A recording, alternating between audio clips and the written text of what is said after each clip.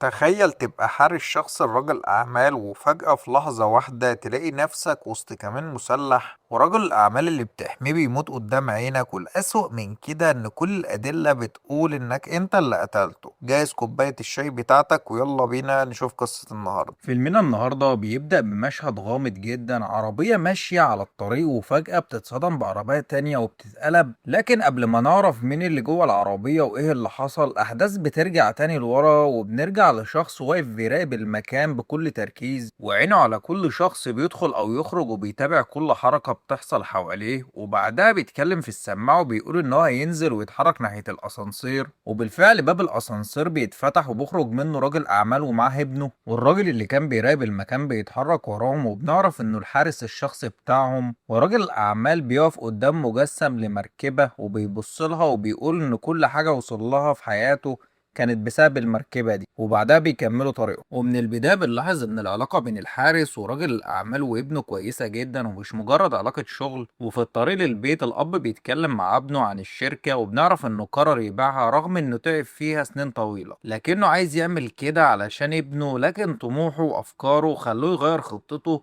ولما يوصلوا البيت الحارس بيدخل غرفة المراقبة وبيطمن إن كل حاجة تمام، وهنا بنعرف إن اسمه كول ومساعده بيفكروا مواعيد الحفلة اللي جاية وبيأكد له إن كل الترتيبات جاهزة. وبعدها بنشوف كول قاعد مع راجل الأعمال وبيلعبوا شطرنج، وبنكتشف إن علاقتهم أقرب لعلاقة أب وابن. ومن كلامه بنعرف إن كول كان شرطي لكنه ساب الشرطة بعد ما عمل حاجات ضايقت رؤسائه منه. وفي وسط الكلام كول بيفكر راجل الأعمال إن النهاردة كان عيد ميلاد أبوه، وكمان بنعرف إن أبو كول مات. وبعدها بنشوف كول لوحده فتح صور أبوه بيبص لها بحزن وبيقول له كل سنة وأنت طيب يابا. وتاني يوم راجل الأعمال وابنه بيستعدوا يروحوا الحفلة الخاصة بالشركة، ولما بيوصلوا كول بيبدأ يراقب المكان والناس زي عادته، وفجأة بيلمح شخص داخل الحفلة وبيستغرب لأنه أول مرة يشوف، فبيسأل مساعده عنه بيعرفه إنه اسمه جران وإنه صاحب شركة. وفي الوقت ده راجل الأعمال بيبدأ يلقي كلمته بمناسبة الحفلة، وبعدين بيدي ابنه كاميرون ساعة غالية جدا كهدية. وفجأة بينادى على كول وبيديله هو كمان ساعة غالية وبيطلب منه يشوف هو كاتب له فيها إيه. ولما كول بيبص عليها بيكتشف إن التاريخ اللي مكتوب هو نفس اليوم اللي كول أنقذ حياة راجل الأعمال ده قبل كده. وكول بيتأثر جدا وبيشكره، لكن وسط الحفلة جرام بيبعد شوية وبيكلم شخص على التليفون وبيقول له إن الحفلة لسه مستمرة لكن صفقة البيع هتخلص النهاردة. وبعد ما الحفلة بتخلص كول بيركب مع راجل الأعمال وبيتحركوا ناحية البيت، وفي الطريق كول بيلاحظ إن راجل الأعمال متضايق فبيسأله عن السبب، وراجل الأعمال بيعترف له إنه تعب جدا في الشركة دي وما كانش يتخيل في يوم من الأيام إنه يبيعها، لكن في النهاية قرر يعمل كده علشان ابنه. وفجأة راجل الأعمال بيسأل كول إحنا ليه ماشيين في الطريق ده، وكول بيرد عليه بيقول له إنه غالبا الطريق التاني مقفول. وبعد شوية فعلا بيلاقوا الطريق مقفول وفي عربية قافلة الطريق ومعاها مجموعة من العمال، وكل بيقرر يلف بالعربية، لكن فجأة عربية تانية بتظهر قدامهم وبتقفل عليهم الطريق. وفي لحظة كل بيحس إن في حاجة غلط وبيجهز سلاحه، وفجأة الرصاص بيبدأ ينهار عليهم، وكل بيتحرك بالعربية بسرعة وفعلا بيخبطهم، وبعدها بيبدأ يرد عليهم بالنار وفعلا بيقدر يتخلص منهم كلهم. لكن لما بيفتح باب العربية بيلاقي راجل الأعمال مصاب برصاصة في قلبه، وراجل الأعمال بيكون عاجز عن الكلام، لكن قبل ما يموت بيطلب من كول يحافظ على ابنه كاميرون. وكول بيحاول يهديه ويقول له انه هيكون بخير وانه مش لازم يقلق على كاميرون، لكن راجل الاعمال بيموت قدامه. وكول بيتصل بمساعده بسرعه وبيساله عن كاميرون، فبيعرفوا ان كاميرون موجود في البيت. وكول بيبلغه ان هم تعرضوا لكمين وان راجل الاعمال مات، والمساعد بيقول له لازم يتصلوا بالشرطه، لكن كول بيرفض وبيقول له ان الشرطه متورطه في الجريمه دي. وبعدها بيروح لعربيه الناس اللي كانت داخله عليهم وبيلاقي جواز سفر واحد منهم، ومن البيانات بتاعته بيكتشف انه امريكي، فبيدي رقم الجواز لمساعده علشان يطلع له كل المعلومات عنه. وهنا كانت الصدمه، وبيلاقي الراجل ده كان جندي بحري سابق وخدم في العمليات الخاصه، والاغرب انه كان بيشتغل في شركه راجل الاعمال نفسها، وكمان كان المفروض يسافر على سفينه اسمها ارتميس خلال ساعتين. وكل بيقرر يركب السفينه بنفسه وياخد جواز السفر بتاع الراجل ده علشان يعرف مين وراء قتل الراجل الاعمال وايه علاقتهم بالموضوع. وفي مكان تاني جرام بيتبلغ ان راجل الاعمال اتقتل لكن الحارس الشخصي بتاعه هرب، وجرام بيكشف انه قادر حتى على السيطرة على الشرطة وبيطلب من رجاله يبلغوا الشرطة ان كل مطلوب يطلبوا القبض عليه ولو لقوه يموتوه. وبالفعل الأخبار بتبدأ تنتشر وكول بيتحول لمتهم بقتل راجل الأعمال والهروب من مكان الجريمة. وفي الوقت نفسه بنت اسمها أليس بيجيلها اتصال من شركة KMG التابعة لراجل الأعمال،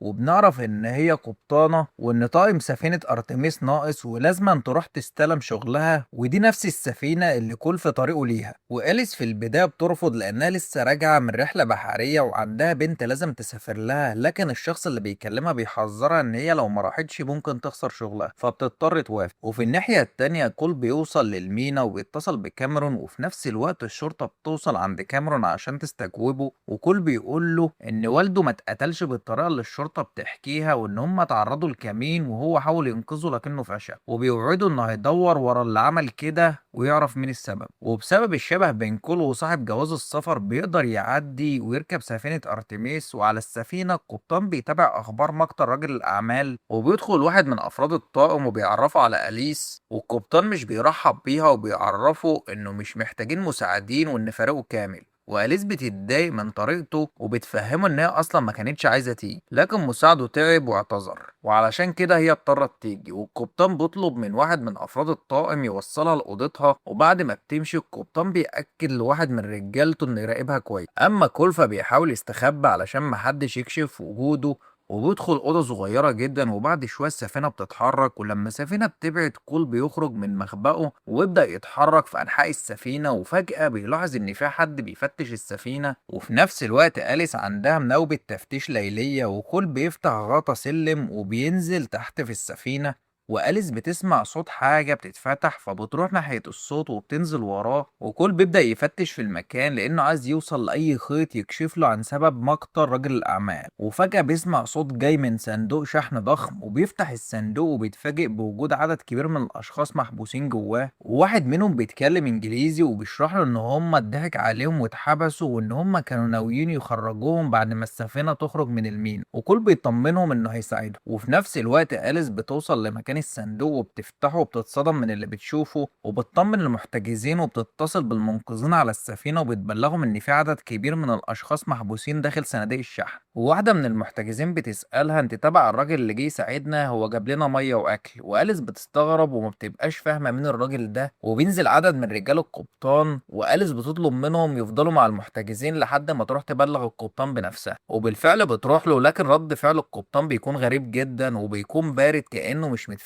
وبيطلب منها تدخل مكتبه. وبعدها بيتصل بواحد من مساعديه وبيقول له ان أليس شافت ناس محتجزين داخل صندوق شحن وانه لازما يتبعوا البروتوكول، لكن أليس بتحس ان في حاجة غلط فبتسيبه وتمشي. وبعدها رجال القبطان بيهددوا المحتجزين بالسلاح وبأمرهم يرجعوا للصندوق، وكان واحد منهم لسه هيضرب واحدة من المحتجزين، لكن فجأة بيظهر كول وبيدخل في مواجهة عنيفة معاهم، وبالرغم ان هم عدد كبير بيقدر يتغلب عليهم باحترافية. وفي نفس الوقت أليس بتدخل مركز القيادة، وهناك بتقول لواحد من رجال القبطان ان لازم يتواصلوا بالنجدة البحرية لان في حاجة غلط بتحصل، لكن الراجل بيرفع السلاح عليها وبيتصل بالقبطان وبيبلغه ان هي عنده. وأليس بتستغل اللحظة وبتهرب وبتقدر تبعت إشارة استغاثة، لكن القبطان بيوصل وبيحاول يخلص عليها فبتجري وبتهرب. وفي الناحية التانية كول بيكمل القتال بتاعه وبيقدر يتخلص من رجال القبطان، وبعدها بياخد المحتجزين وبينقلهم لمكان تاني آمن فوق السفينة. وأليس بتستمر في الهروب والقبطان بيضرب عليها نار، وفي النهاية بتتصفي كتفها، والقبطان بيلغي إشارة الاستغاثة وبأمر رجالته يتفرقوا ويدوروا عليها. أما كول فبيحط المحتجزين في مكان آمن وبيسيب سلاحه مع واحد منهم علشان يقدروا يدافعوا عن نفسهم. وفي نفس الوقت الجيش البحري بيوصل له بلاغ ان السفينة ارتيميس ارسلت استغاثة وبعدها الاشارة اتلغت، والقائد بيطلب منهم يتصلوا بالسفينة علشان يعرفوا ايه اللي حصل. وبالفعل بيتصلوا والقبطان بيرد عليهم وبيقول لهم ان في واحد من الطاقم كان بيتدرب وشاف نور وافتكر ان فيه هجوم عليهم، لكن طلعت مجرد مركب صيد. والقائد مش بيقتنع وبيقولوا ان هم بعيدين عن اي مركب صيد في المنطقة،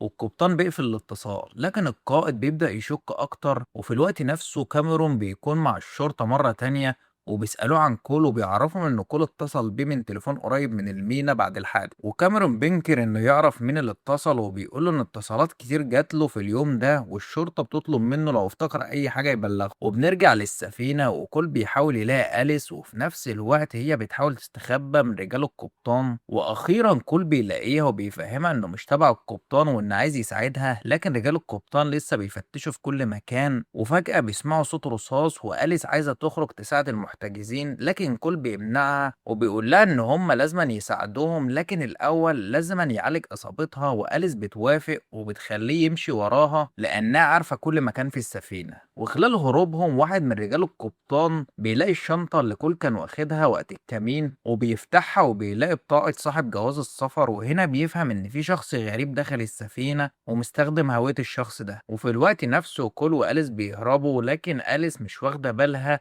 إنها سابت أثر دم على الحيطة. والراجل اللي لقى الشنطة بيروح للقبطان وبيقوله إن صاحب البطاقة ورجالته ماتوا. والقبطان بيستنتج إن الشخص اللي قتلهم أكيد محترف جدا إنه قدر يخلص عليه. والقبطان بأمر رجالته يفتشوا السفينة تاني، أما كول وأليس بيستخبوا جنب المحرك بتاع السفينة. وهنا كول بيخرج الرصاصة من كتف أليس وينظف الجرح. وأليس بتقوله إنها شافته في الأخبار وبتسأله إذا كان هو اللي فعلا اللي قتل راجل الأعمال. وكول بيحاول يشغلها بالكلام عشان ما تحسش بالألم، لكن أثر الدم اللي سابته على الحيطة بيوصل رجال القبطان لمكانه وبينزلوا يدوروا عليهم، لكن كول وأليس بيكونوا اختفوا. وفي الوقت نفسه قائد الجيش البحري لسه مش مقتنع بالقصة وبيطلب معلومات كاملة عن قبطان السفينة. وبنرجع لكول وأليس بتسأله انت اللي قتلت راجل الأعمال ومين اللي محبوسين هنا. وكول بيقول لها انه ما قتلش راجل الأعمال وانه اصلا بيحاول يعرف مين اللي قتله وليه الناس دي موجودة على السفينة. وبيحكي لها عن إشارة الاستغاثة وأليس بتقول له لازما يطلعوا لغرفة القيادة ويتأكدوا ان الإشارة وصلت، لكن كول بيقترح انهم الأول يشتتوا الانتباه علشان رجال القبطان ما يقدروش يوصلوا لهم. وبالفعل بينزلوا مولد الطاقة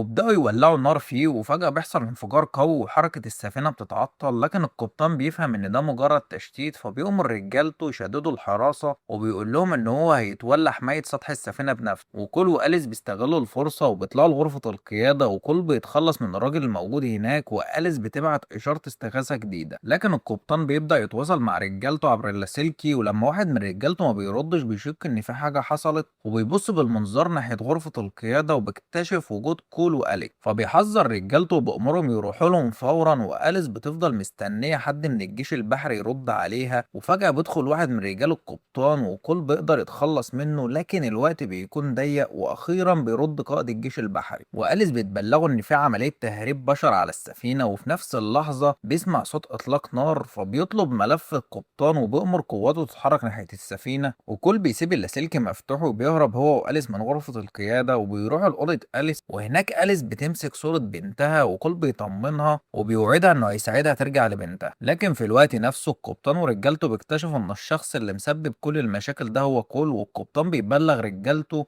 إن هم هينقلوا المحتجزين من سفينة لسفينة تانية بعد ساعتين. كول وأليس بيسمعوا الكلام من اللاسلكي وكول بيسألها يعني إيه نقل من سفينة لسفينة فبتقوله إنها مش عارفة. وهنا تحصل صدمة جديدة لأنها بنكتشف إن جران له علاقة بكل اللي بيحصل في تجارة البشر. وبيكلم القبطان وبيسأله إزاي كل لسه عايش على السفينة. والقبطان بيعتذر له وبيقول له إن رجالته فشلوا في قتله. وجران بيبلغه إن موعد التسليم اتقدم وإنه مش هيدوله فلوس زيادة بسبب وجود كول. وبعدها بيسأله وعملت إيه مع كاميرون. وأليس بتسأل بتقول مين كاميرون، وكول بيقول لها إن ابن راجل الأعمال. فبتبدأ أليس تشك إن كاميرون ممكن يكون متورط، لكن كول بيقول لها إنه لسه مش عارف الحقيقة. وفجأة بيسمعوا صوت حد بيقرب من الأوضة فبيهربوا من الشباك. وكول بيكون عايز يلاقي مكان يهرب منه المحتجزين، لكن أليس بتقوله إن ده صعب دلوقتي لأن رجال القبطان في كل مكان وبتنصحه يستخدم فتحات التهوية. وفي الوقت نفسه قائد الجيش البحري بيكتشف إن القبطان سبق واتحاكم بتهم تهريب وإنه اتهم بقتل واحد من زمايله وإن فريقه الحالي فيه مرتزقة وعساكر سابقين. وبيسأل عن كول وبيلاقي الأخبار بتتكلم عنه فبيأمر قواته تسرع عشان تلحق السفينة. أما كول فبينزل من فتحة التهوية، لكن رجال القبطان بيكتشفوه ويبدأوا يضربوا عليه نار، والحبل اللي متعلق فيه بيتقطع، وكل بيقع، ورجال القبطان بيسمعوا الصوت ويبدأوا يضربوا في اتجاهه، لكن كل بيقدر يخرج من فتحة تهوية تانية. وفي الوقت نفسه أليس بتحاول تهرب، لكن واحد من رجال القبطان بيضربوها ويمسكها وياخدها للقبطان، وباقي الرجالة بيبلغوا القبطان إن هم سمعوا صوت من فتحات التهوية وإن هم ضربوا نار وممكن يكون كل اتصاب، والقبطان بيأمرهم يرجعوا للسطح وبيقولوا إن هو هيتولى أمر كل بنفسه. وأليس بتتحجز في غرفة القيادة، وفي نفس الوقت الجيش البحري بيبعت فريق مقاتلين ناحية السفينة، والقبطان بينزل بنفسه يدور على كول ومعاه اتنين من رجالته، وكول بيفضل مستخبي، وفجأة بيضرب جهاز يفصل النور، والقبطان بيفهم إن كول موجود في نفس المكان، وبكل هدوء بيأمر رجالته يرجعوا ويقفل الباب على كول ويحاصره، وكول بيحاول يفتح الباب لكنه ما بيقدرش، فبيضطر يدخل فتحة تهوية تانية. وفي الوقت ده قائد الجيش البحري بيحصل على كل معلومات كول، وبيعرف انه كان شرطي وان والده مات وهو بيحاول ينقذه. وهنا بيفهم القائد ان كول موجود على السفينة وان هدفه الحقيقي هو الوصول للشخص اللي قتل رجل الأعمال. وكول بيسمع صوت سفينة تانية قريبة وبيوصل لآخر فتحة تهوية وبيحاول يفتحها. وفي الوقت نفسه جرام بيتصل بالقبطان وبيقوله إن الفلوس وصلت، وبيسأله عن المشكلة، والقبطان بيرد عليه بيقول له كل حاجة تحت السيطرة. وبعدها القبطان بيأمر رجالته ينزلوا سلم للسفينة التانية، وبالفعل بينزلوا عشان ينهوا عملية تسليم المحتجزين. وفي اللحظة دي كول بيقدر يخرج من فتحة التهوية ويرجع لسطح السفينة